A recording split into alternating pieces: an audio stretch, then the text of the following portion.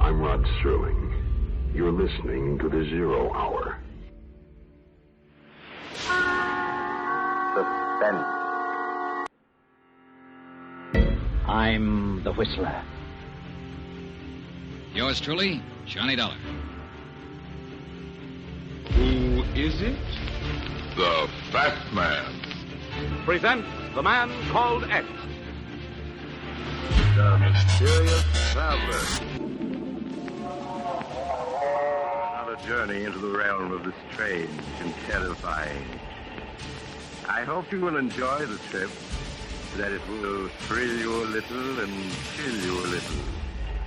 So settle back, get a good grip on your nerves. Where are we going? You'll find out when we get there.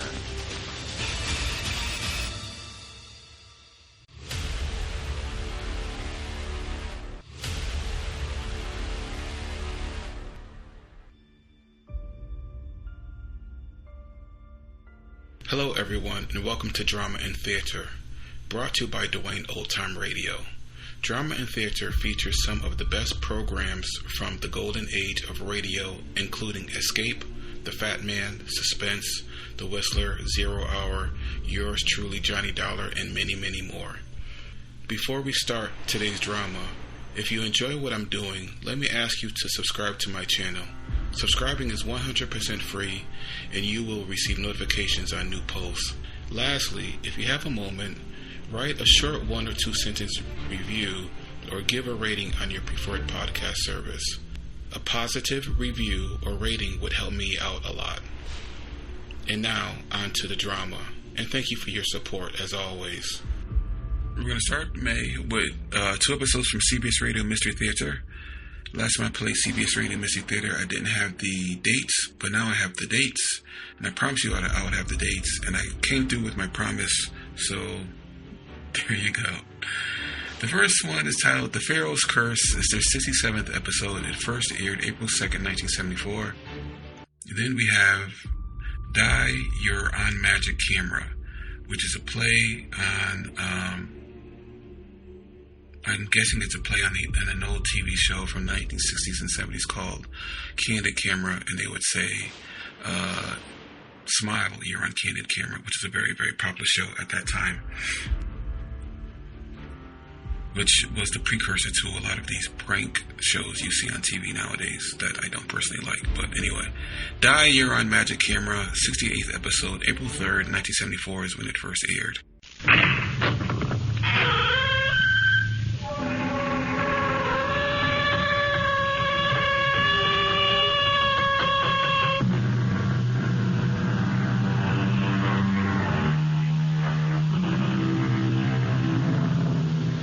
Come in. Welcome. I'm E.G. Marshall.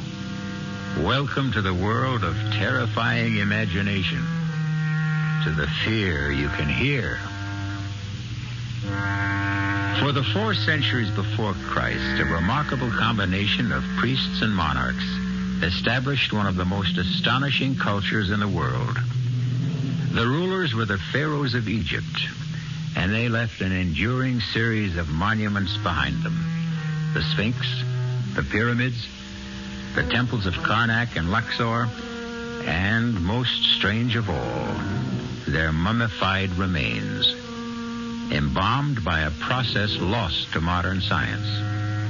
This is the story of one such mummy, and the eternal curse she left to be visited on any violator of her tomb.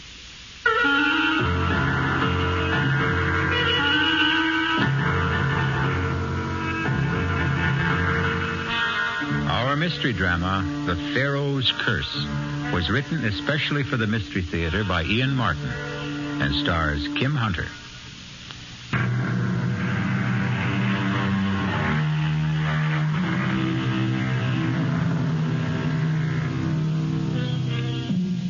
"1924, 50 years ago, belongs to another world. Certainly in the Middle East, almost midway through the period of the great archaeological excavations that make Egypt a mecca for tourists from all over the world. And in that era, no singer and entertainer reigned more supreme than Diane Elliott, the toast of 2 continents already, and now in the process of conquering a third, with an engagement at Shepherd's, world-famous hotel in Cairo.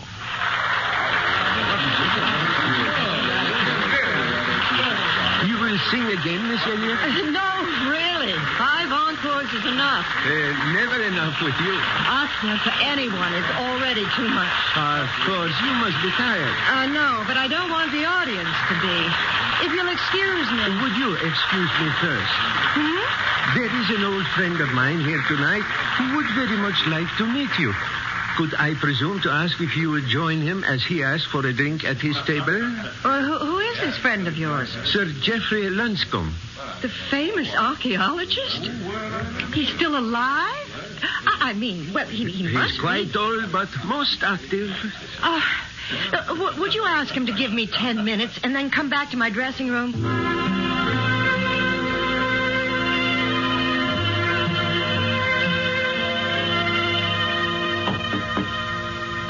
Just a moment. Come in. Miss Elliott. Sir Geoffrey? Guilty as charged. Oh, dear. Did I sound forbidding or something? No, not at all. It's just that I feel I'm intruding. Oh, not at all. I hope you'll excuse me, though. I've started changing because tonight's the end of my engagement here, and I have to start packing. Well, then you'll be leaving Cairo. Well, no, not for a few days. I hope at least a week. I've wangled a little gap between engagements because I want to do some sightseeing. Good, excellent. That makes it so much easier for me to ask what I want to ask. It's amazing. What? You, my dear, with your robe pulled tightly around you and your hair swept back so severely from your face. Yes. Absolutely amazing. Let me tell you why I'm here.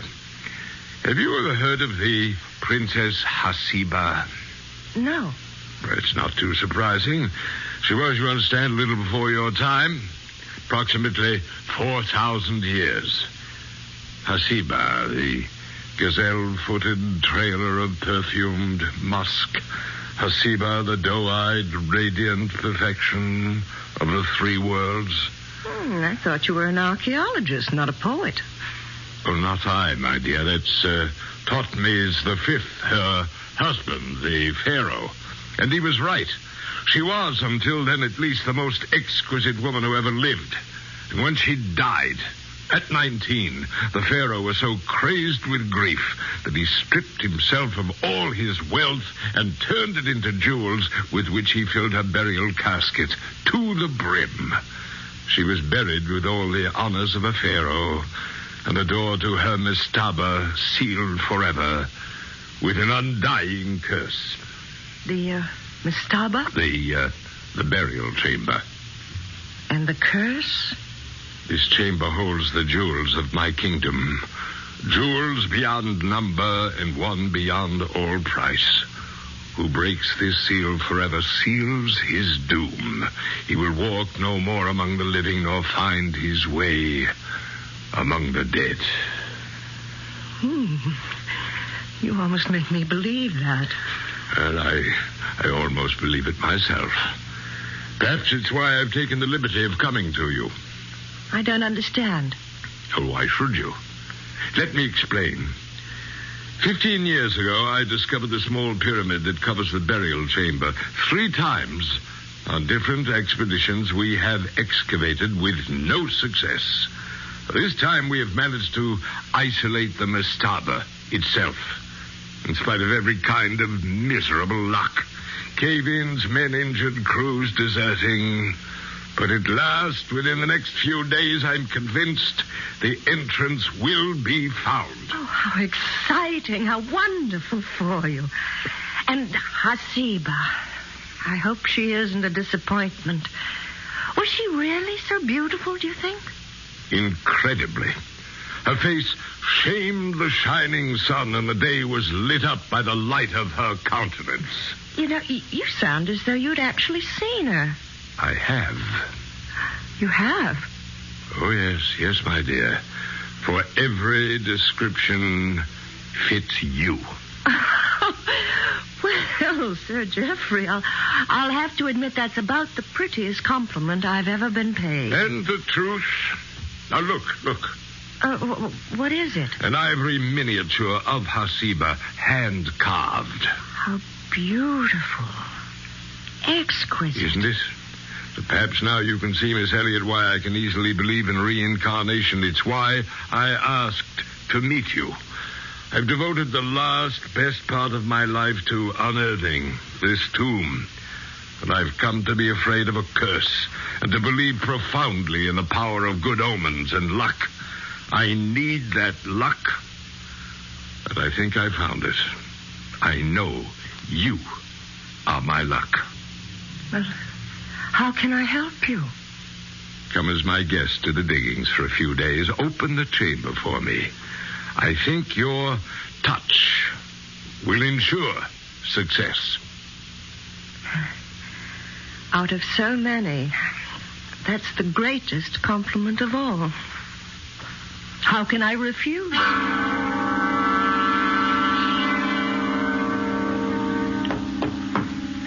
Just a moment. Oh, driver, good. Come in. Now, all I'm taking are these 2 bags, and you are not the driver I engaged this morning. No, Miss Elliot. Then why? Allow me my credentials. Inspector Hasid of the Cairo Police. Police? If you doubt me, call Ahmed. He will vouch for me. Now, may I ask a few questions? Well, of course. You had never met Sir Geoffrey Lonscombe before the night before last. Oh, that's correct. But you are planning to visit the diggings? Yes. Why? Well, because he invited me to. Just as a guest? Of course. For a few days, correct? Well, now, let's not make anything out of that, Inspector. He is about to open the tomb of some ancient Egyptian queen, and I am intrigued. I've never had the opportunity to meet a 4,000-year-old princess who's supposed to look like me. Now, what's wrong with that, and why should it interest the police? This thing is difficult. First of all, let me warn you that there may be possible danger in your visit to the diggings. What danger? I do not know exactly. But if you are to go, will you let me go with you as your driver, incognito? Why? Partially to protect you. And partially what else? That is what I want to find out. Do you have any knowledge of firearms, Miss Elliot? Well, as a matter of fact, I do. I used to do a lot of hunting with my father. And small arms? Yeah, we had a pistol range. I'm a pretty good shot. Oh, could you handle this if you had to? For protection only, I mean. Webley, isn't it? 6-clip? It would fit a woman's handbag. Okay, but I'm not interested in running around playing with guns. Last night, at the diggings, there was a fatal accident. Not Sir Geoffrey? No. One of the new digging crew. Now, for everyone's safety, I need an opportunity to investigate that accident quietly, without publicity. You could offer me that chance. And put my own neck on the line? No. There's little risk for you. But, of course, I cannot tell you there is absolutely none. What is it you think's going on out there? I am not sure. 4,000 years ago, if we are to believe the papyri, the written records, Thutmose buried with his wife uncounted millions of dollars in jewels. But neither she nor the jewels have been exhumed yet. We are told. And yet, a man is dead. Where was this man found? Near one of the many statues that ring the pyramid, far from the tomb itself. Well, so what has that to do with... murdered? Not by any human agency, apparently. The man was crushed, as if broken in the arms of something beyond the natural power of things. However, the police are less interested in the man himself than what was clutched in his hand. What? I have been selected to investigate this matter quietly and anonymously. Will you let me go with you? You're kind of daring me, aren't you? Pardon? You don't want me to refuse. I don't think you are in any real danger, Miss Elliot. And I need a cover. Okay. Let's go adventure. Just tell me one thing first. What is there for the police to investigate? What was it the man had clutched in his hand? A diamond of great beauty and great price. What kind of diamond? Now, there's just the whole point, Miss Elliot. A very special kind. For no diamond has been cut like this in the last 4,000 years.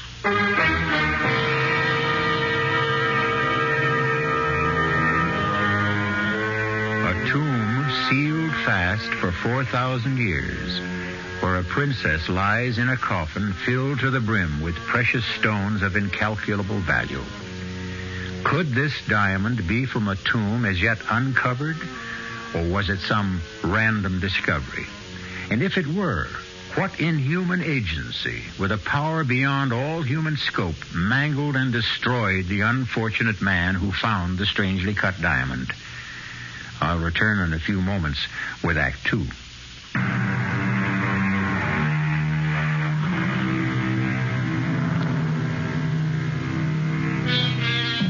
Southwest from Cairo, riding across the hot white desert sands in the Jeep driven by Inspector Hasid, a tulle scarf bound across her mouth and nose against the stinging sand, Diana Elliott wonders what whim drove her to this strange adventure. And then, to herself, honestly, she admits what it is. She is tired of the never-relaxing discipline of her life, the touring, the center of applause, the sense of being trapped. Suddenly, she is a free soul, off on an uncharted adventure, ready for anything that comes her way, as long as it is new and different.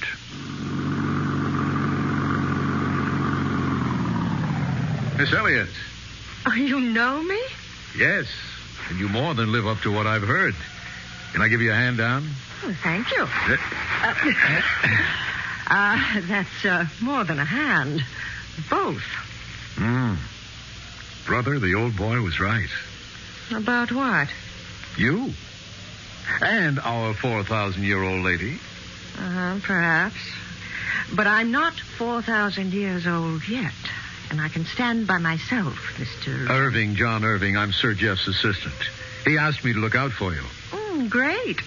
Could we start by having you let go of my waist so I can breathe? I'm sorry.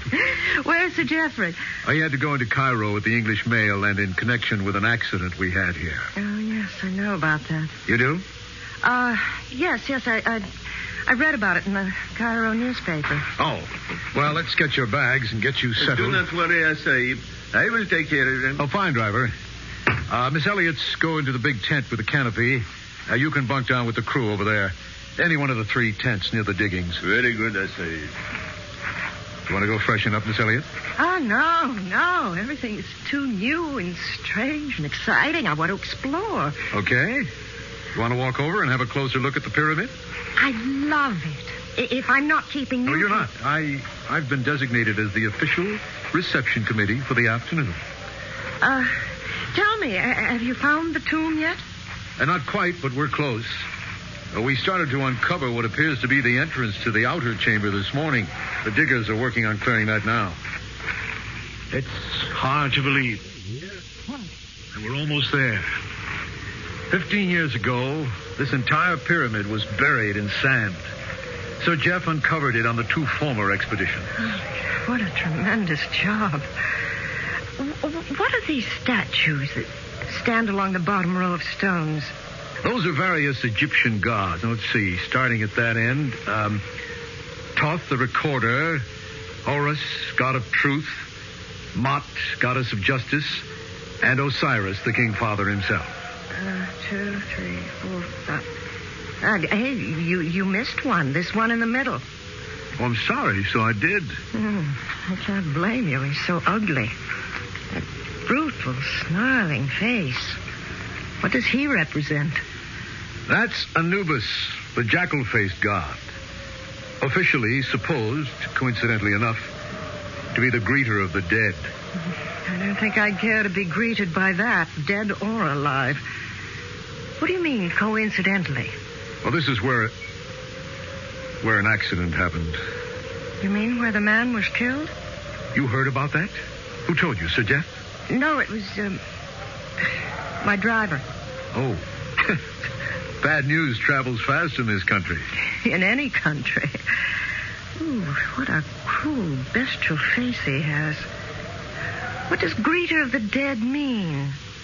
He weighed the hearts of the dead before welcoming them to the great halls of Osiris, the judge and the sentencer.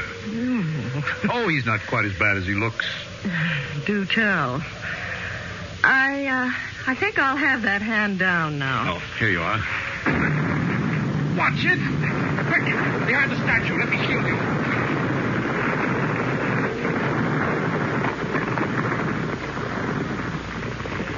You all right, Diane? I'm all right, Mr. Irving. Well, couldn't we make it John? I called you Diane. So you did. It just slipped out. Did it scare you? If you mean the explosion, of course it did. Dynamite. What was the dynamite for, John? That's just what Sir Jeff's going to want to know. He's going to be hopping mad when he gets back. Damn that Sargon. Who is Sargon?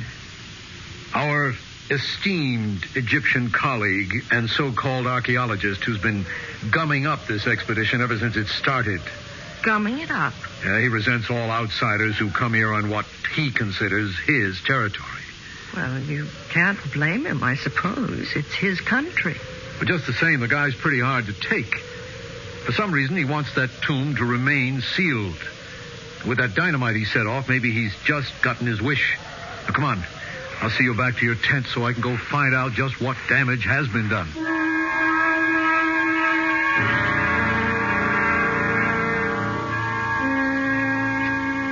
My dear Miss Elliot, I'm sorry I was responsible for making dinner so late. Oh, it was worth waiting for, Sir Geoffrey. This Arabian coffee is delicious. What was all the trouble with Sargon this afternoon? Well, this morning he wanted to dynamite the entrance open. I said we should wait till you got back. I knew you wouldn't go for it. My God, if we had a cave-in, the whole tomb would have been reburied. To say nothing of the possible damage to inscriptions inside. So? Well, he got so red-necked about it, I told him he could set the charges in case. Oh, that was foolish. I know, sir. But I never thought he'd be pig-headed enough to set them off on his own hook. That is it, Oh, Sargon, my dear fellow. Come in. Join us in coffee.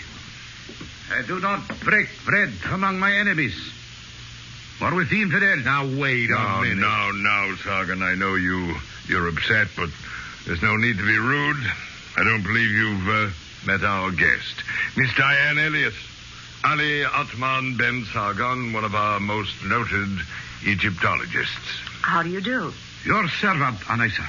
Now, about this thing this afternoon. Mr. Irving said the orders came from you. Why, you... John. If he denies that, he lies. You think I'm going to sit still for that? Sit down, sir. I will not have this bickering in front of a guest. It can be settled later.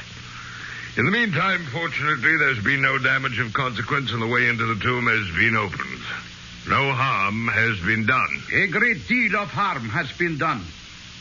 The crew has deserted. What? That is what I came to tell you. They have taken all our transport and left. I tried to stop them, I bet you did. Now, look, Sir Jeff... Just a moment, John. Why, Sargon? Perhaps they are wiser than we.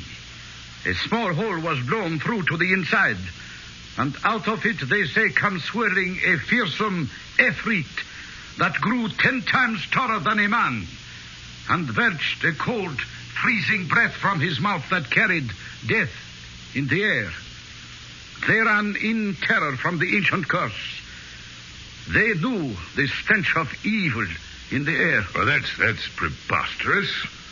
As an archaeologist, you know the fetid odor of death is always present when a tomb is opened. Bunch of simple-minded nitwits. Perhaps. Except that as a simple-minded Egyptian, I agree with them. Oh, you intend to leave On the too? contrary, I intend to stay. I was referring to the stench of evil, and not from the graves of my ancestors, which I shall remain to protect. Why, that son of a... You're going to let him get away with that? John, I'm sure it was a misunderstanding. Bear with me, please. Tomorrow may be the end of a long, long dream. Now let me go and pacify poor Sargon. You intend to open the tomb tomorrow? Well, the main breach has been made. I'm hopeful it can be managed. Well, then we must have the press here. I'll go into Cairo tonight. The men have taken the trucks. Well, there's still Diane's Jeep. If I may borrow it? Well, it's not really mine. It's my driver's. Well, whatever you decide tomorrow will be an exciting day. I shall hope, Miss Elliot, to introduce you at last to your long-dead image. This must come to pass, for I still believe in you as my good luck. John, you'll see Miss Elliot to her tent? Of course, sir. Till tomorrow, then. Good night, sir. I'd still like to have it out myself with that surly... Look, let Sir Jeff handle it, John. I want to drink in this strange night. The atmosphere or the general excitement? Both. Everything. The air, the place, the time. That enormous red moon. What makes it like that? Sand suspended in the air filters the spectrum. Such a lot of sand. It's a whole lot of moon. So quiet. The air is heavy. Sleepy? No. Don't go in. Stay with me. That might be really dangerous. Why don't we grab the Jeep and go into Cairo? We can't use the Jeep. Why not? It belongs to an inspector of police. Look, please don't say I said anything, but he's here investigating the accident. Sub Rosa. You won't tell anyone. Well, sure, if you ask me not to. But I still don't see why we can't... Then ask Inspector Hasid if you can borrow the Jeep. But I won't go with you. I'm too tired and too excited looking forward to tomorrow. It's funny how heavy the air seems. I can imagine why those men felt a dark weight, almost like death in the air. I'll be glad to see you tomorrow. Good night, John. Good night, Diane.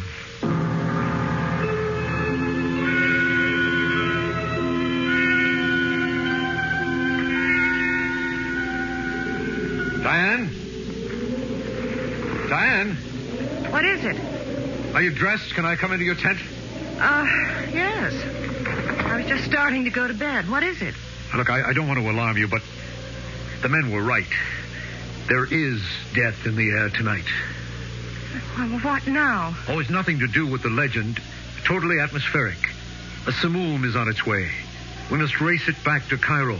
But the tomb... The tomb can wait, as it has waited for centuries. Oh, but there won't be room in the Jeep for all of us. Only you and I are going. And the others? Sir Jeff and Sargon won't leave the tomb. Inspector Hasid won't leave Sargon and remains to protect Sir Jeff. What does that mean? Sargon is not to be trusted. Sir Jeff and the inspector know that. But if we have to run for safety, what about them? Well, they'll be safe in the excavation. It's like a tornado cellar. That's just what this blow will be like anyways. So why can't we hole up with them? We could, if you think you can spare the time. What's that mean? A simoom. It could blow itself out in 6 or 7 hours or 6 or 7 days. Now, can you spare the time? Oh, of course not. I'm due in Paris in 3 days. Give me 5 minutes and I'll get my suitcases ready and we'll be on our way.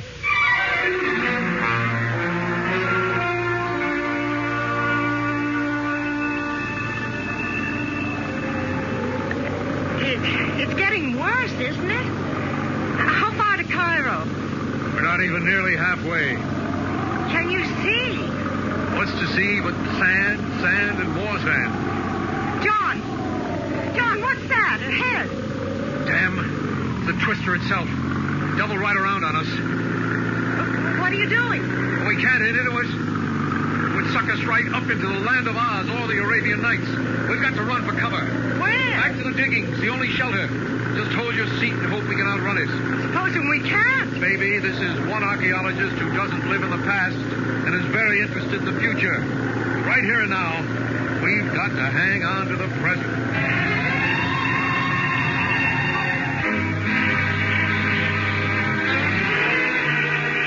Whatever the effectiveness of the ancient curse, it seems the fates conspire to bring Diane Elliott and John Irving back within its range.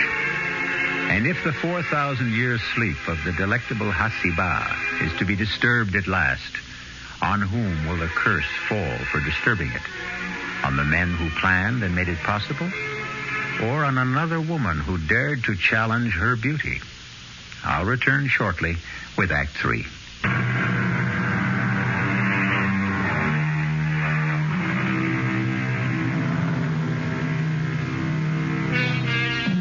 In the outer chamber, shielded from the wild gust and the roar of the simoon raging outside, Sir Geoffrey and Sargon have isolated and almost cleared the door to the mastaba itself. They are engaged now in cleaning up the debris the explosion earlier in the day had caused. That does it. The door is free. 15 years. And the moment is here at last. I am about to enter the tomb of Hasiba. My countrymen have waited 4,000. Come, Sargon. Let's for God's sake not at this minute. What is it? There's someone coming. The dead are arisen. But it'll be silly. It's from the outside. Why, it's Miss Elliott. The bad penny and companion. Turning up again. Well, what happened? Couldn't make it, sir. We just beat that old twister back here to safety. Turned around on us. Just the two of you? Yes. What happened to your driver? We understood he stayed with you. We have not seen him. We thought he stayed with you. Oh, he probably took off with the rest of the crew. Are you all right, Miss Elliott? Oh, yes. Well, then let's forget the elements, the momentary inconveniences and everything but the incredible, the marvelous, the unbelievable moment that lies ahead of us. We're about to enter the tomb of Hasiba. But the storm? The storm will blow itself out. We are lighting candles to illuminate centuries of the past. Come, John, Sargon, help me push open the door. I do not care to see the tomb opened. I am not surprised. Inspector Hasid. Yes, Miss Elliott. Inspector? Yes, Ali Athman Ben Sargon. Inspector Hasid, with a very sore head where someone knocked me out. To deny me the sight of the tomb and its contents. By all means, let us open the door. I am not asking but commanding with this gun. Let's go, Sargon.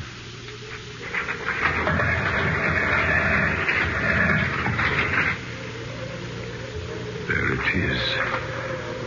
Beyond that black aperture lies Hasiba, wrapped in her blanket of jewels.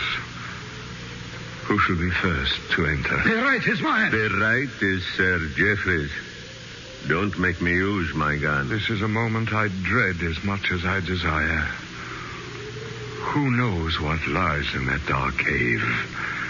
The tomb may have been rifled centuries ago. Its artifacts destroyed the very catafalque itself.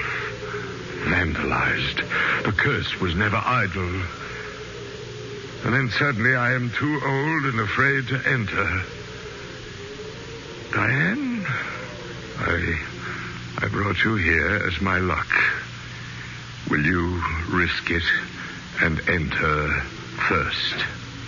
If you wish me to. I wish it with all my heart. John, take the torch and light her in. Yes, sir. Careful, Diane. Easy. What is there to fear? Who knows? The dead resent intruders. Well, I only hope that... Oh! What is it?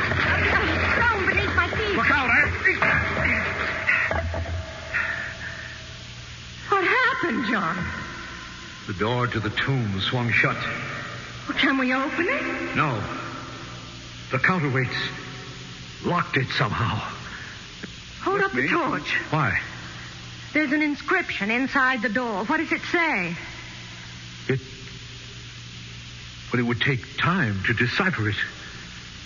Don't worry, I can guess. He who breaks this seal forever seals his doom. He will walk no more among the living or find his way among the dead.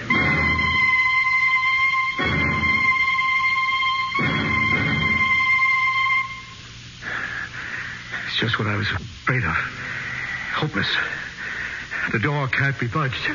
What happened? The stone you stepped on, designed to trip the counterbalancing rocks and lock them. To get the door open now, they'll have to blast. So that was Tophne's ancient curse. It's pretty effective. Look, hold up the torch, John. Is that better? Yes. It's not a very large chamber. No. In the center there, is that... Yeah. That's the catafalque. Hasiba. Can we look? Why not? Poor little princess. Poor little rich girl. So young. Can we open the sarcophagus? I don't know.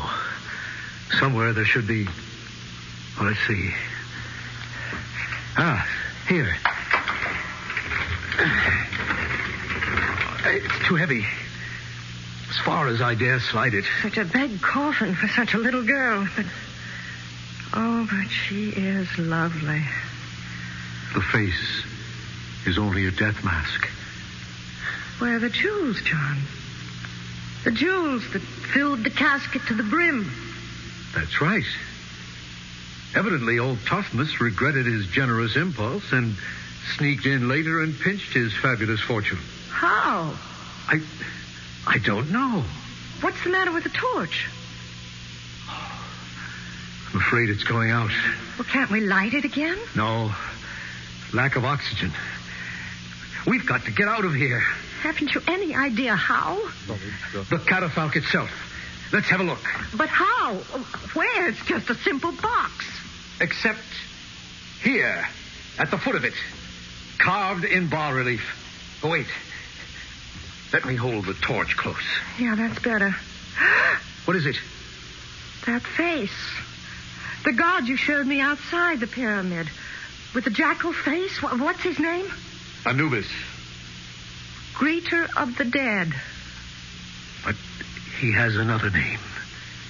The opener of the ways. Diane, maybe this is it. Press it. Try it. Yes. The opener of the ways. Oh. Smell that, Diane. Fresh air. Look at the torch light up.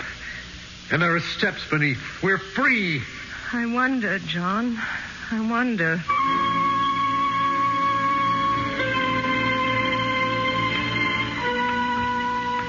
I can see it clearly now, Diane. Sargon, he's been plundering the tomb. That was the reason for all the delays he caused. He had to have time to get rid of the jewels. And now, unless we escape somehow, He's safe. Inspector Hasid won't let him go. We might as well have all the cards on the table. When I stumbled into you entering the chamber, it was because Sargon pushed the inspector against me and grabbed the gun. You can be sure Sir Geoffrey and Hasid are both dead by now. And Sargon is on his way to freedom with the jewels. Well, then it's up to us to stop him. How? What's the matter? The blank wall. This looks like the end of the road. It does, at that. How do we get out of this? That's all up to you, John. What does that mean? It's not very difficult to figure out. You know just where to put your hand to move this rock. Don't you, John? I? Why should I? Because you've been here so often before. You know? I think so. And what I don't know, I can guess. You found this secret entrance some time ago. And you stole the jewels, didn't you? You've been the one that's been delaying things while you tried to figure out some way to get away with them. My Jeep with me as cover was the perfect way out, if it hadn't been for the sandstorm. All right. I admit it. Which leaves you with two choices. Which are? Stay here or come with me. Diane, I am more than a little in love with you, and I promise you there's a fortune packed in your Jeep that could make us able to live like Thutmose and his queen Hasiba. In your luggage, it could easily be smuggled out of the country. Half of it, all of it's yours, if you share it with me. And if I don't? I'll have to take my chances alone, which includes, unfortunately, leaving you shut in here where you can't blow the whistle on me. Two choices, What else? This. What? Gun? Where did you get that? From the inspector. And don't think I don't know how to use it. Are you ready to open the door now? Suppose I just refused. The torch is beginning to burn low again. That means we're running out of oxygen, doesn't it? Okay. You win. Here, catch it.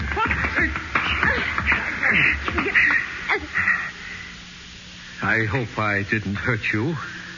I had to get the gun. What are you going to do? Oh, nothing violent. That really isn't my nature. Just leave you here. With any luck, they'll break through in time and find you. Goodbye, Diane. You can't. No. Now, please don't move. I'll leave you the torch when I go. Damn Simone is still rangy. You'll never get through it. I'll have to take my chances. It's all I have left. Now move back. I'm sorry. Sorry for everything except the jewels. If you could only see them. Well, here goes.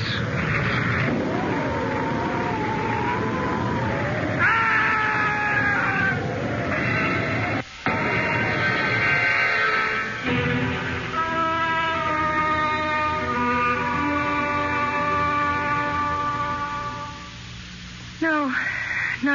I'm all right. You must rest, my dear. There's time later. No, I want to finish telling you. He was leaving, and he had started the door or the statue base that closed the secret entrance, and then suddenly the wind was too strong, and he fell back and got caught in all those tons of stone, just like the other man. I would spare little pity on him, Miss Elliot. The other man was my brother. Sahib Irving thought he had killed me just as successfully. But I don't understand. Why did he start to come back? His return was involuntary. What do you mean, Mr. Sargon? He underestimated the enduring power of an ancient curse. He was returned to his fate. So the curse was a real one, after all. He will walk no more among the living, nor find his way among the dead.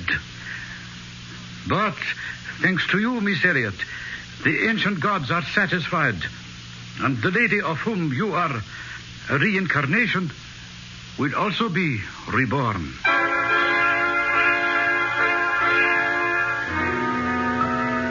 Hasiba, the gazelle-footed, trailer of perfumed musk. Hasiba, the doe-eyed, radiant perfection of the three worlds. Why shouldn't she be reborn? I'm in favor of it. What man wouldn't be? I'll be back shortly. And we'll return.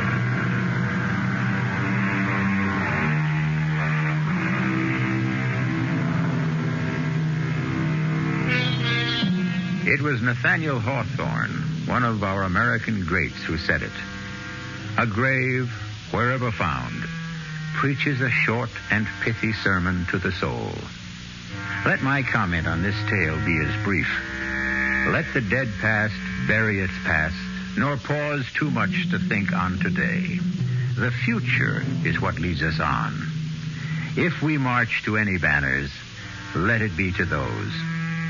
Our cast included Kim Hunter, George Petrie, Arnold Moss, Dan Ocko, and Ian Martin. The entire production was under...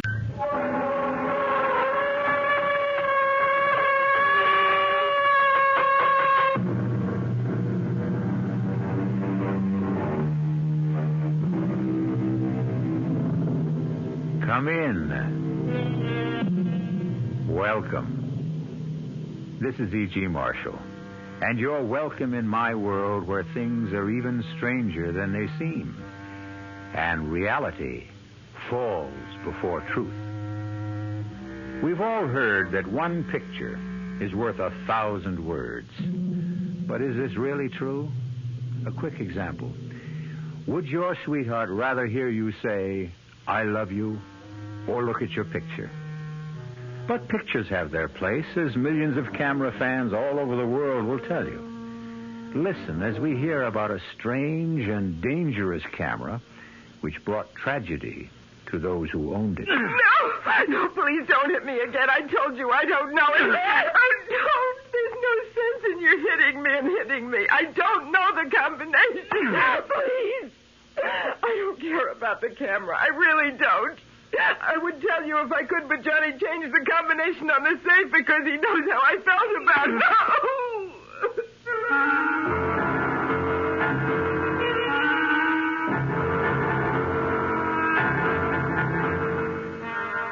Our mystery drama, Die, You're on Magic Camera, was written especially for the Mystery Theater by Murray Burnett and stars Nick Pryor and Teri Keane. How do you feel when your host or hostess pulls out the old family album for a quiet evening looking over family snapshots? Some people find this enjoyable. Johnny Carlin loved picture taking. At the time our story opens, Johnny had attained a cherished ambition. He was the proud owner of a brand new Volecta S60, a magnificent camera, and the very last word in self-developing photography. To add to his happiness, he was taking the very first picture on the Volecta of his beautiful and bubbly girl, Lisa Kane. Move to your left, Lisa. If you can sort of lean against the pillar of the bank there. Yeah, that's it. Hold it. Good. I can't wait to see it. Neither can I. What happens now? You just push this button and wait for the picture to develop. Seems like a miracle. It's a brilliant piece of scientific work. Someday I'll explain how it works. Now, we open this back, and here's your picture. But, well, how strange. Is that the picture you took? It sure isn't. Wait a minute. I can't figure out what happened. Look how clear the inside of the bank is. Is that a holdup going on? Well, yeah, it looks like it. But there hasn't been a holdup. Look, everything's normal. Yeah, I can see it is, but the camera doesn't lie. There are 3 guys with guns and people lying on the floor. This is crazy.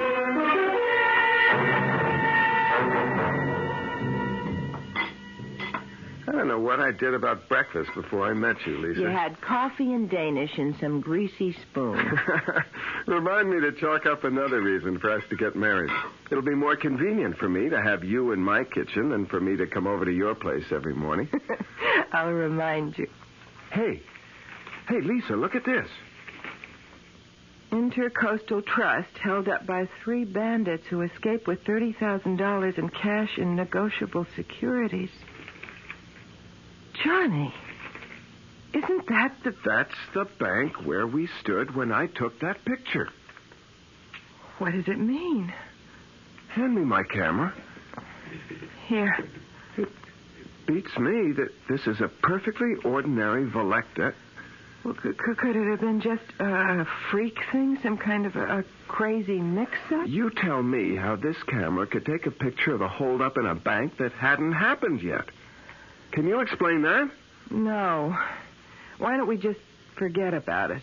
Because there's a reward for information leading to the capture of the robbers. You think the picture we have shows the actual robbers? Well, it's worth a try.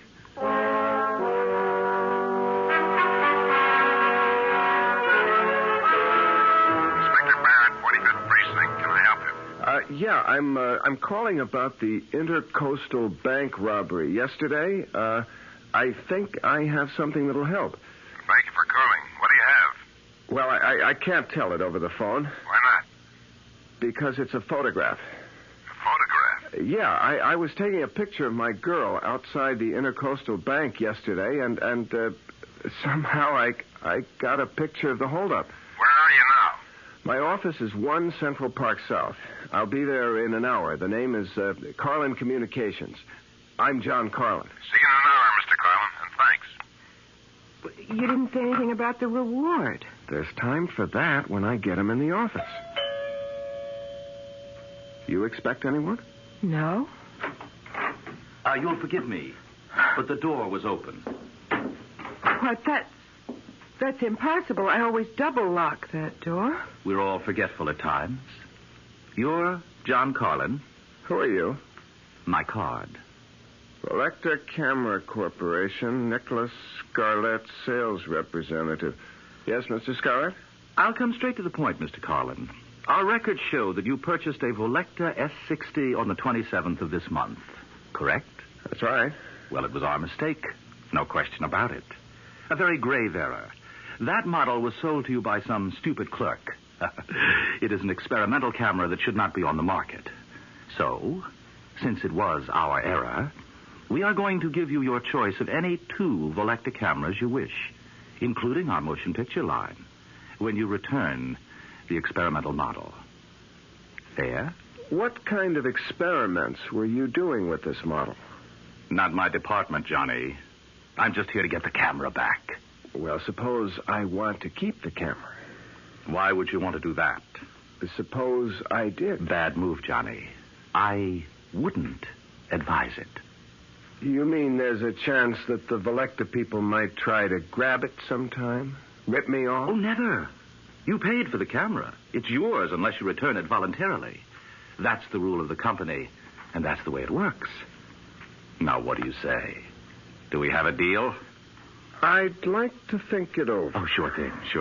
But believe me, Johnny, this camera wasn't meant for you. And whatever you're thinking, it won't work out.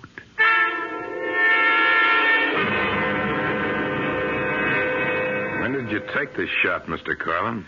Well, I don't remember the exact time, Inspector, but it must have been during the robbery. When else could it have been? I don't know. But maybe you can explain how it is that the faces of the holdup men are so sharp and clear. Well, the Volecta S60 is a marvelous camera. Yeah, it must be, since the bank camera shows that the men were wearing stocking masks.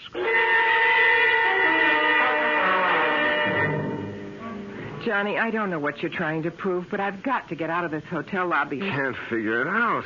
It just doesn't make sense. Every single one of these pictures came out just the way I took them. Well, why shouldn't they? Well, how do you explain that picture in front of the bank? I told you, it was a freak, that's all. Come on, let's get out of here. Well, maybe you're right. there's a phone over there. You sit in this chair while I call Scarlett and tell him I'm ready to make the deal. Okay, but make it fast. 1 minute.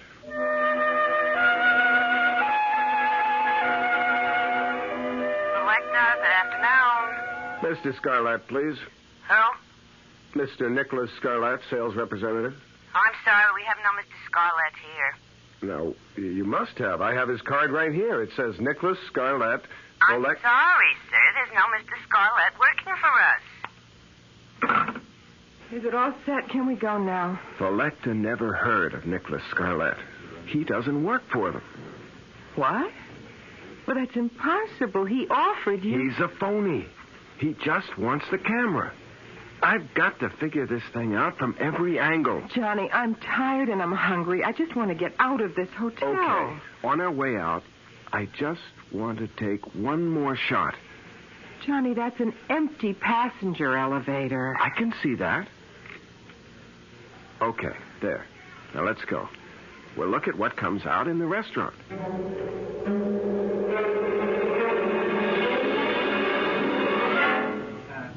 Oh, I never would have believed a bacon, lettuce, and tomato sandwich could taste this good. Look, Lisa, look at this shot.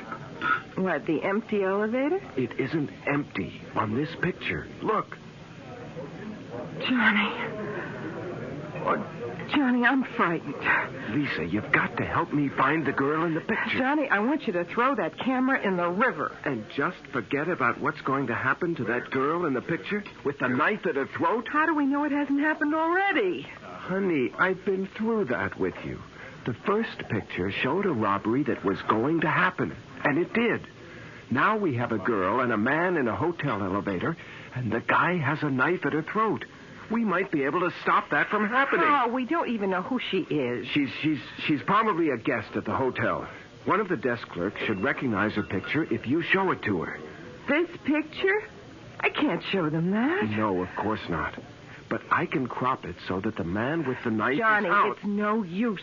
I don't want to go around asking about a girl I don't know. I don't want anything to do with that camera. I just want you to get rid of it. Lisa, do you want to throw away $1 million? Johnny, you sound like a stranger. I don't even know you. Why do you talk about $1 million? What's this picture got to do with... Don't you see the possibilities that exist with this camera? I can predict when a crime will occur. I can also show the face of the criminal. Now, will you think of what a private detective agency could do with something like that? But how would you explain it? I don't have to explain anything. I don't know. I just have a bad feeling about the whole thing. She's right, John. Listen to what she's saying. Mr. Scarlett, where did you come from? Well, I have here the 2 cameras that the Volecta Company promised you in return for the experimental model. You don't work for Volecta. I checked. They never heard of you. That's of no importance. No? Well, what is? That you return the camera to me. The way I figure it is, you just want that camera for yourself. I don't buy that story about the camera being an experimental model. Oh, really? No? Then what do you think it is? Well, yes? Well, what difference does it make? It's mine. Unfortunately. Look, I've had about enough of you, Mr. Scarlett. Now, we have work to do, and if you'll excuse me... You'll find what you're interested in this newspaper on page 3. Unknown assailant stabs girl in hotel elevator. Johnny, that's tomorrow's paper. Oh, just an early edition. It will be on the streets in 2 hours. At any rate, you're too late to help Miss Stearns. But to ease your conscience, she wasn't seriously injured and should be out of the hospital in a day or 2. What hospital? It doesn't say here. And how do you know so much? Oh, you know, it's always embarrassing when we're forced into this position, especially in this atomic computer age, but I see there's no help for it. Now, through an error, a piece of equipment used by my organization has come into your possession. I don't think it's necessary to explain that this shouldn't be in the hands of any mortal. Hold it. Hold it right there. You said mortal. Are you trying to tell me that you're not a human being? Johnny, be careful. Come off it, Lisa. Now, look, Scarlett, if you're the devil and you want my camera, you'd have no problem in getting it. You wouldn't be here asking for a swap, practically begging me to give it to you. Ordinarily, you'd be right. But there are unalterable rules which govern my organization, and one of them is that when a mortal makes a legitimate purchase from us, we're bound to a bargain. We can only ask that he return his purchase of his own free will. Now that I've revealed this much to you, I suggest that you take the... No deal, Nick. Or whatever your name is. You made a bargain, and you're stuck. May I make one correction? It is not I, Johnny, who is stuck, but you, who are doomed.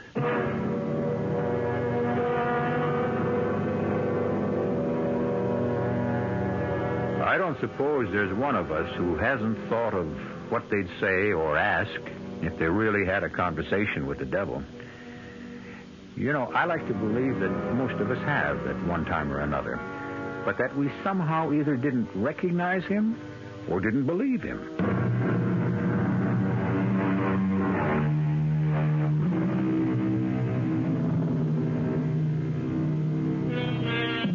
When a man looks back on his life, it's easy for him to pick out the mistakes he made, where if he had done things differently, his life would have been better. However, man is always the victim of his desires, and in today's world, the desire for wealth can blind. Johnny Carlin had become the owner of a strange camera, a camera which seemed to be able to take pictures of the future. And Johnny Carlin had visions of untold wealth. He had also been warned, but greed has its own way of muffling warnings. I hate all of this. I wish you'd give it up, Johnny. I can't stand all this lying and maneuvering with people who are calling for help. Who's lying? We can deliver. Lisa, all we have to do is tell them that we have to take a picture, that's all. But there have been dozens of calls from people who have been ripped off or mugged and want us to find the criminal. Simple. We tell them we can't help them. This is the Carlin Crime Prevention Agency. We can forestall a crime. We can't solve it. You don't have to do anything except tell them the truth. All right? Now, what have we got today? You must be kidding. Here, look. Here's just a few of the latest messages. Uh-huh. Banks? Hey, these are good. Banks will be regular customers when we get set up properly. Nothing. Hey, Andrea Scudder. What do you know? You know her? Oh, the same way you do. Heiress to the Scudder millions, beauty, playgirl, athlete, and all-around hellraiser. She said she wanted to talk to you about a personal problem. Uh-huh. Andrea Scudder. That's money. Call her and make the appointment. Mr. Carlin, I'm being blackmailed. I don't know by whom. Can you find out? Well, I can try, Miss Scudder. If I don't succeed, there'll be no fee. And if you do, there'll be no publicity. I don't want my name spread all over the front pages. You have my word. Fine. The job is worth $50,000. Is that satisfactory? Yeah, that's okay. I'd like a little more information. Such as? Well, what happens when and if I deliver the name of the blackmailer to you? You get my check, my thanks, and my farewell. I'll take it from there. Not satisfactory. What? Look at it from my point of view, Miss Scudder. You ask me to get you a name and then walk away? Now, obviously, you have some plans for this blackmailer. Probably for getting rid of him. That is none of your business. Granted, but if you intend to hire someone to take care of your problem with him, then that can't be done very quietly, and I might get involved. Mr. Carlin, let's put it this way. I am not a killer, nor do I intend to become one. This blackmailer must be someone in my circle of friends. You'll have to take my word for that because of the information that he holds over my head. Miss Scudder, excuse me. You keep saying he. Why? Because it's a man's voice disguised that talks to me over the telephone. But the blackmailer could conceivably be a woman. It's possible. But it would still be one of my group. Okay. Now, the only request that I make of you is that you allow me to take your picture. My picture? Just a snapshot. But I don't see what that is. Well, that's the way I work. I get strong impressions from a picture. Emanations. Call it whatever you want. It works. All right. How do you want me to pose? I don't have my camera with me. You see, I wasn't sure that I would take your case. Could you come to my office tomorrow at your convenience?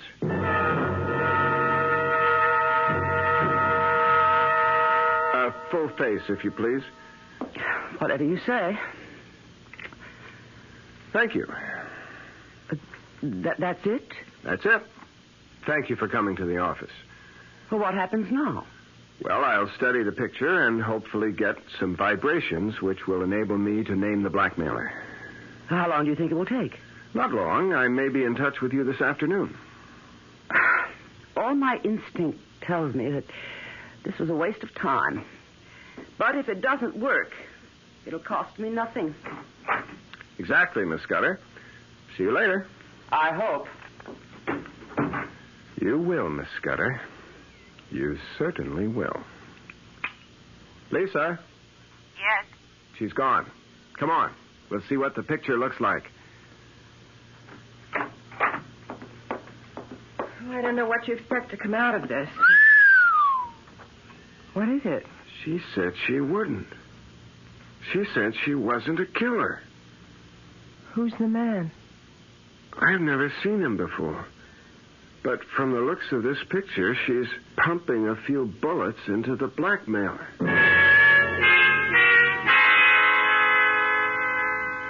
Are you sure you know what you're going to tell her? I'm not going to tell her anything. Hand me the scissors. Here. All right. There.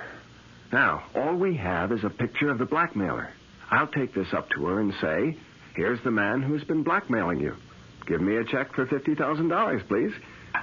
Johnny, she looked a lot older in this picture. Well, he isn't too young either. I want you to promise me something. When and if you get the $1 million, you'll forget about the camera and throw it away. Lisa... Johnny, please. Promise. Okay. If that will make you happy, okay.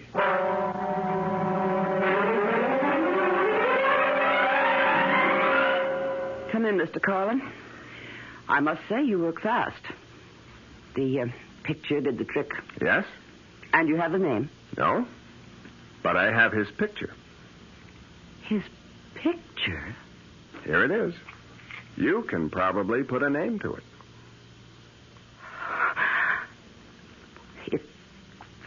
If this is your idea of a joke, Mr. Carlin, I am not amused. But I don't understand. Something must Get have out. gone wrong. Now, wait I a minute. meant what I said, Mr. And Carlin. I've got something to say to you, Miss Scudder. You asked my help in locating a blackmailer. Now, I came up with this picture, and it's obviously upset you. I don't know who the man in the picture is. The man in the picture is Tracy Kingsford, my fiancé.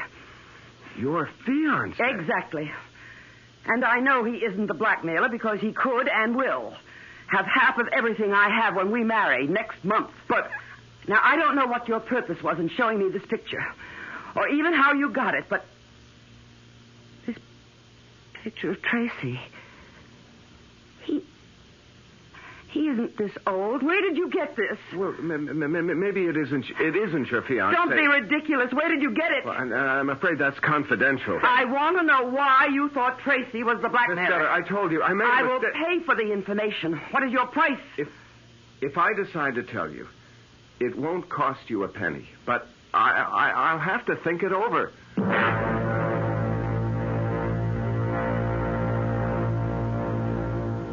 What are you going to do, Johnny? I honestly don't know.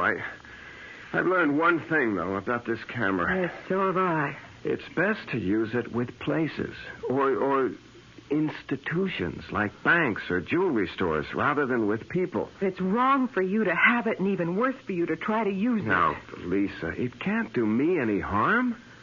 If I learn to use it properly, I won't get into anything like the Scudder situation. You still haven't decided what to do about that. Yeah. Yeah, I have. I'm just going to forget it. Forget it? How do you forget something like that? A very good question, Miss Keane. You're after the camera again, aren't you, Scarlett? Of course. I should think by this time you'd be convinced that it isn't for mortals. Ah, right. You have to say that, huh? Well, that doesn't make it a lie. But it makes it suspect. I can take whatever you say with a grain of salt. Well, let's get back to Miss Scudder. You know that she's going to kill her husband, and you're going to let her. Can you live with that knowledge? Well, can I stop her? You can try. Okay. Tell me how. You can tell her the truth. Ah, that would be interesting. Tell me, Miss Keane. Suppose someone came in here and told you that you were going to kill Johnny after you're married. Would you believe him? Well, would you? No. Johnny, you could put the picture back together and show her the picture. Show her shooting him. Yeah, but she'll ask me how I got the picture. You're getting to be good at lying. You'll tell her you have this gift of... prophecy? Yes.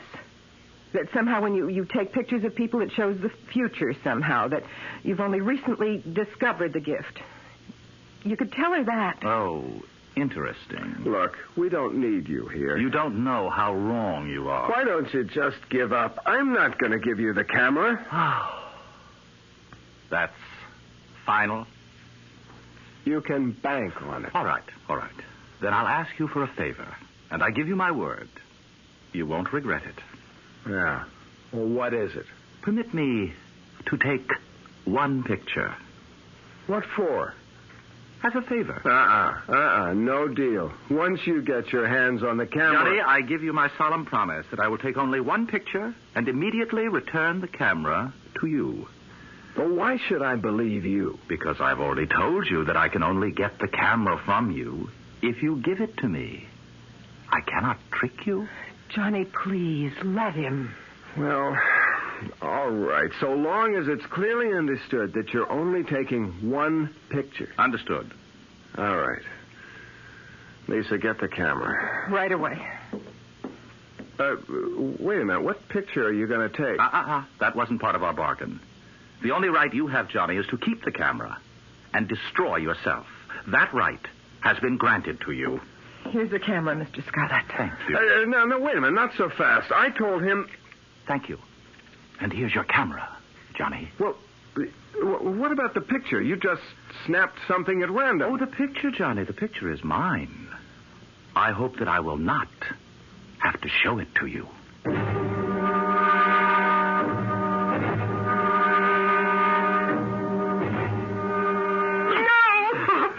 Please, I told you, I don't know.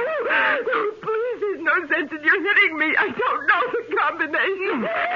I don't care about the camera. I don't. I would tell you if I could, but he changed the combination to the safe because he knows how I feel.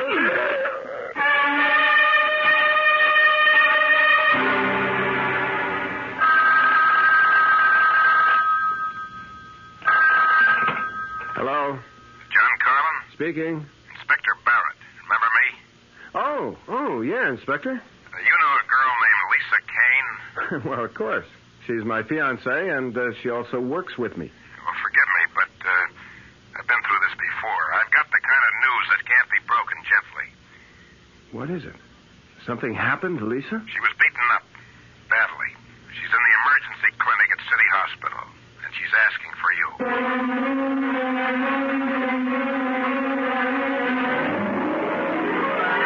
Since the days when Homer smote his blooming lyre and regaled Grecian nobles with the stories of Greek gods and men, which have become part of our Western heritage, man has sought to pierce the veil of the future.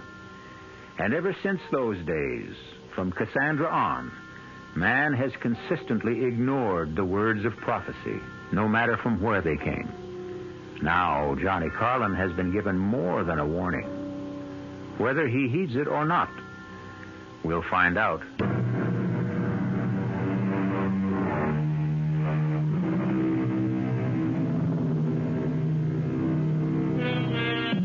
Black magic from a black box.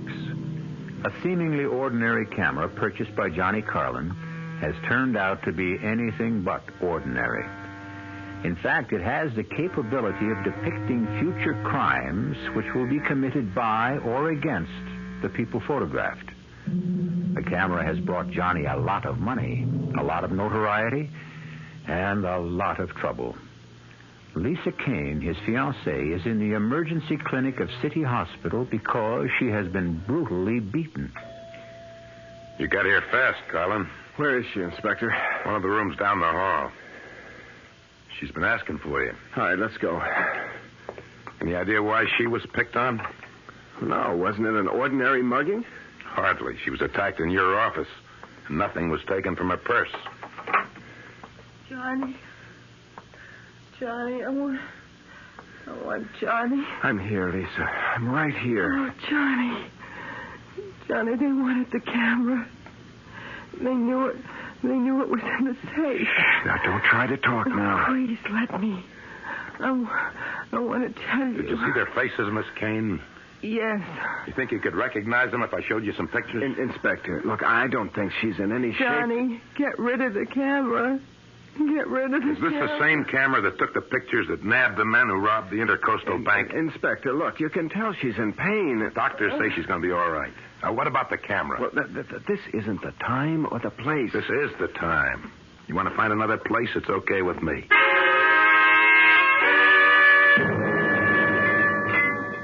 Oh, it's good coffee. Another cup, Inspector? We got the coffee. Give me some facts. Look, I've told you everything I could. The camera. Now, what's with the camera? It's one of the new Volectas. You've seen them. Sure, they all take pictures of masked stick-up guys and show their faces, right? Look, Inspector, I can't explain how that happened. I'm going to level with you, Carlin, and then you better level with me. Look, Inspector, are you threatening me? I didn't press you about it before because you did me a favor. I got a lot of brownie points for bringing in those bank robbers. But now the heat's on me again. New commissioner is throwing his weight around. And I'm looking for something that'll help me score with him. Well, I'm afraid you're looking in the wrong direction, Well, Inspector. let me see the camera. I've told you. I know what you told me, and I know you haven't leveled with me. Two guys don't beat up a girl looking for a combination to a safe that holds nothing but a camera. Unless they want that particular camera awfully bad. Inspector, that's pure speculation. Now, they may have thought there was a lot of cash in the safe. The girl says all they wanted was the camera. Inspector, she's like you. She's got a thing about it. Oh, I sure have. Take a guy named Johnny Carlin in the communications business. He buys a camera, and all of a sudden he's in the crime prevention business, and doing very well. How come, Carlin? I discovered I had a special talent. Yeah. I checked with some of your satisfied clients. They tell me you use ESP. Yeah, that's right. And a camera. Yeah, that's right again. Well, I don't buy it. Well, I'm not trying to sell it to you. Yes, you are, Carlin. You're trying to sell me a phony story. Now, I want that camera you use for your ESP bit. It seems to me that you're a lot more interested in the camera than you are in getting the guys who beat up Lisa. I haven't heard you screaming at me to find them. If I thought that would do any good, you'd hear me on the moon. Meaning? Meaning that I think we'll get those guys one way or another. You think you have a way? Maybe. Something to do with a camera. You have your methods, I have mine. If I come across anything, and I expect to, I'll let you know, Inspector.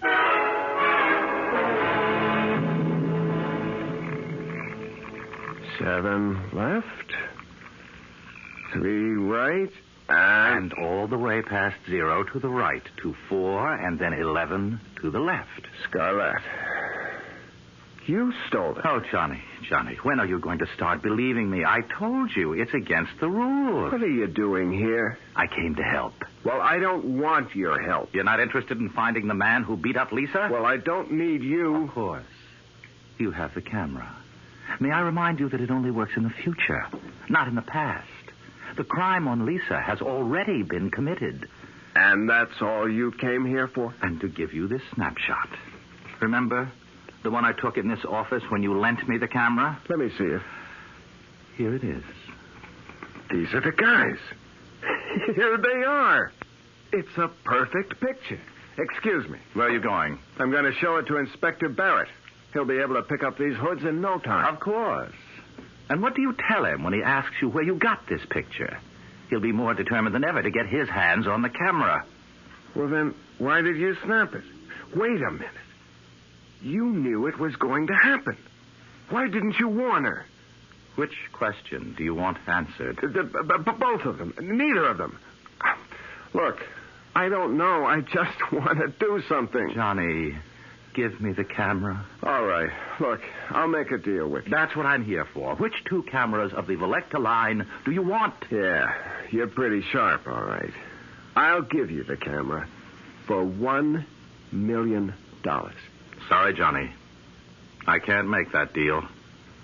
Why not? Because it's against the rules. I had to get a special concession even to be able to offer you 2 cameras. Believe me, Johnny, a mortal cannot profit by a mistake like the one that was made with your camera. So get out while you can. And let me have the camera. You know, you sound like a broken record. Well, haven't you had enough? Can't you understand now why this camera can bring only tragedy? Well, which question do you want answered? Oh, it's interesting that I find it much more difficult to do a good deed than an evil one.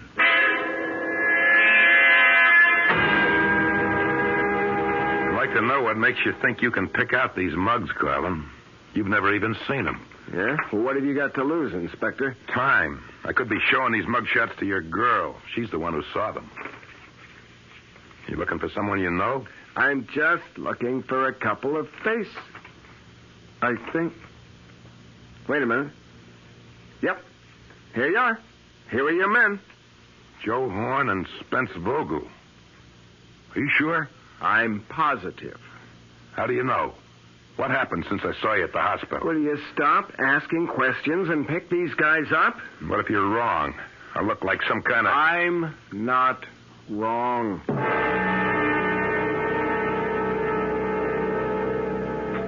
Hey, I've got good news, Lisa. The doctor says you'll be able to go home in a couple of days. That's nice. Well, honey, you don't seem very happy. Johnny, what have you done about the camera? Isn't it great? They've caught the 2 guys who hurt you.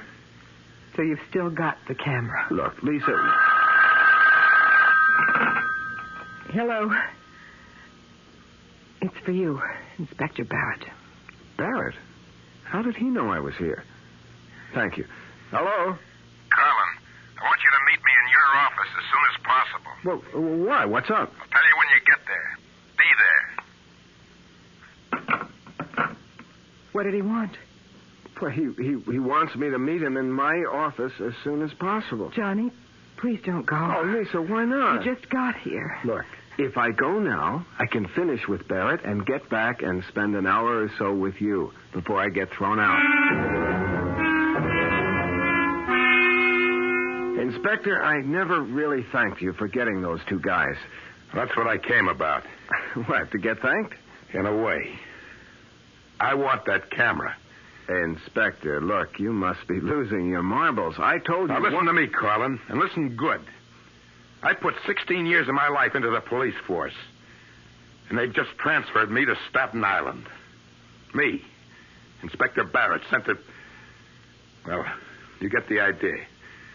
Now, I'm not sitting still for this transfer. I gotta have your little camera. Inspector, what good do you think the camera's gonna do you? Oh, come off it, Carlin. I'm a cop. I've done every kind of police work from pounding a beat to undercover surveillance.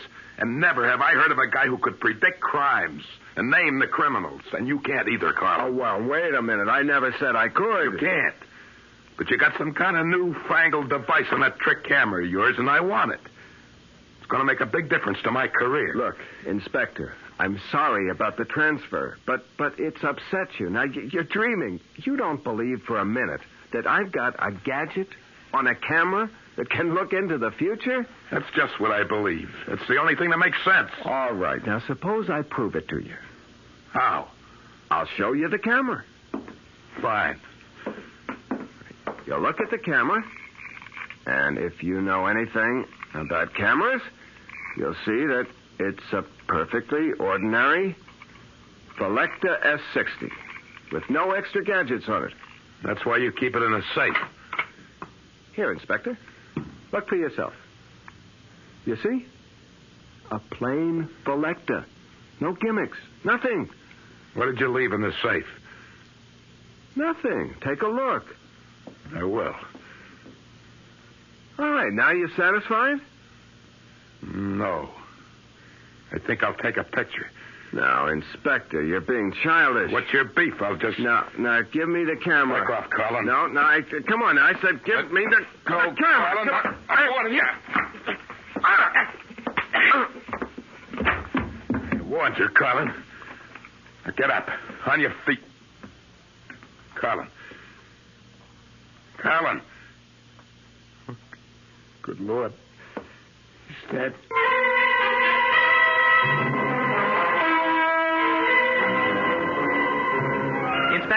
Inspector Barrett. Hold up a second. Who are you? Nick Scarlett. I'm a friend of Johnny's. Oh? He asked me to pick up his camera. I see you're carrying it. I'll check with him. Oh, really? That won't be necessary. Look, I've never seen you before in my life. I know that this camera means a lot to Johnny. You don't expect me to hand it over to some stranger simply because you know Johnny and you ask for it. Inspector, you're in a better position than most people to know what happens to people who try to hang on to this camera. You'd be well advised to hand it over. You're the smoothest con man I ever met. Now get lost before I take you in for loitering.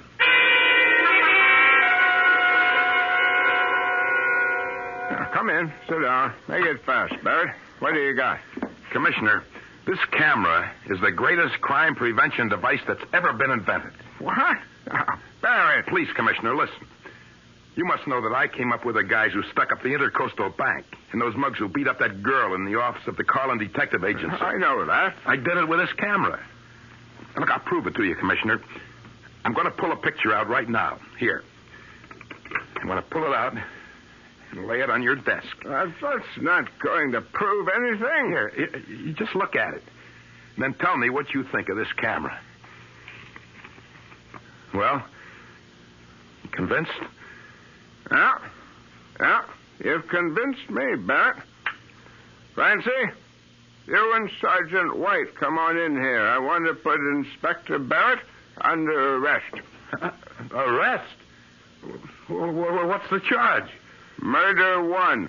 According to this picture, you've killed this man in his office. What? Well, take a look. Picture's clear as a bell. That's you standing over what looks like a very dead man. I don't know how you got past my secretary. My card, Commissioner. Nick Scarlett. Interpol? Yes, that's right.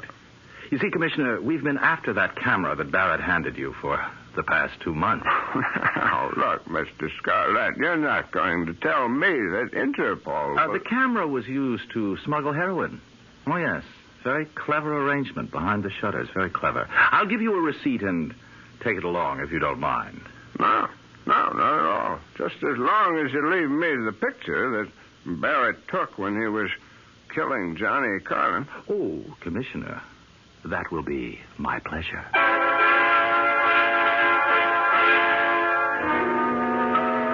I often wonder where that camera is today.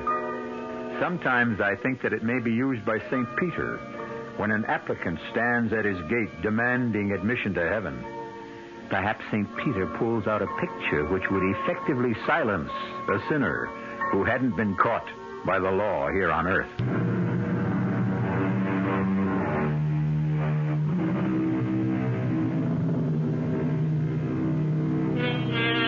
How about it? Would you love to know the future? To be able to see exactly what's going to happen to you tomorrow, next week, next year? I hear a chorus of no's. It would be unbearable to know the exact date you're going to die or be mugged or be involved in a fatal accident. I agree. But I leave you with this. Why do so many people consult fortune tellers? Our cast included Nick Pryor, Teri Keane, Joan Lovejoy, Joseph Julian, and William Redfield. The entire production was under the direction of Hyman Brown. This is E.G. Marshall inviting you to return to our Mystery Theater for another adventure in the macabre. Until next time, pleasant dreams.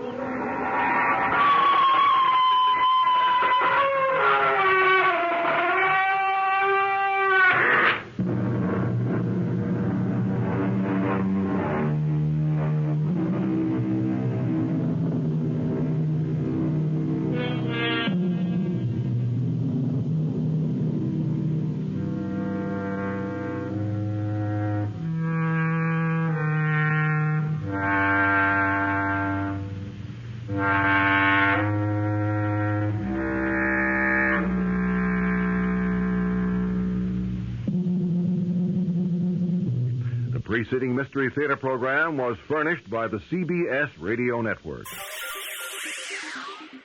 Thank you for listening to and showing your support for my podcast. If you would like to receive notifications of when new episodes are posted, please subscribe to my channel. Subscriptions are 100% free, and they really help me get an idea of how I'm doing. Well, hope you enjoyed, and until next time, stay safe. Wish you well, and as always, peace.